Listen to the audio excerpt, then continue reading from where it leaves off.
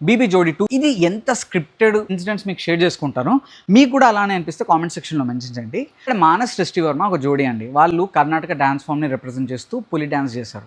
వాళ్ళు ఏం చేశారంటే మొత్తం ఆ కర్ణాటక డాన్స్ ఫామ్ తీసుకోకుండా మిడిల్లో ఒక వెస్ట్రన్ క్రంపింగ్ కూడా చేశారు.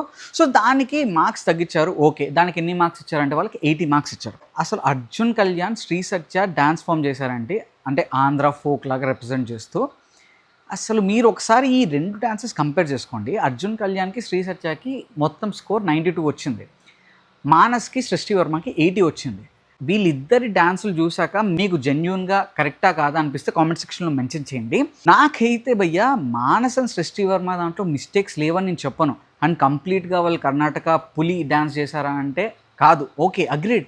కానీ దానికి 80 మార్క్స్ ఇచ్చేంత కాదు భయ్యా. మినిమం 85, 86 మార్క్స్ వరకు ఈజీగా రాగలదు.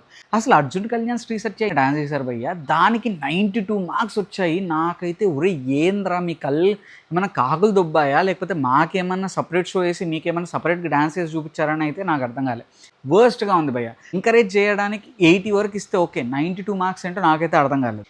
ఇంకొకటి ఏంటంటే మణికంఠ అండ్ ప్రియాంక సింగ్, వీళ్ళది భయ్యా నిజంగా చెప్తున్నా. అసలు మణికంఠది అంతకుముందు రోజు ఎప్పుడో ఒక ర్యాండమ్గా చూస్తున్నప్పుడు బాబు నీకు దండం అనిపించింది. కథకళి చాలా చాలా బాగా చేశారు. ఎస్పెషల్లీ మణికంఠ ఎక్స్ప్రెషన్స్ కానీ, ప్రియాంక సింగ్ కానీ చాలా బాగా చేశారు. ఒప్పుకుంటా.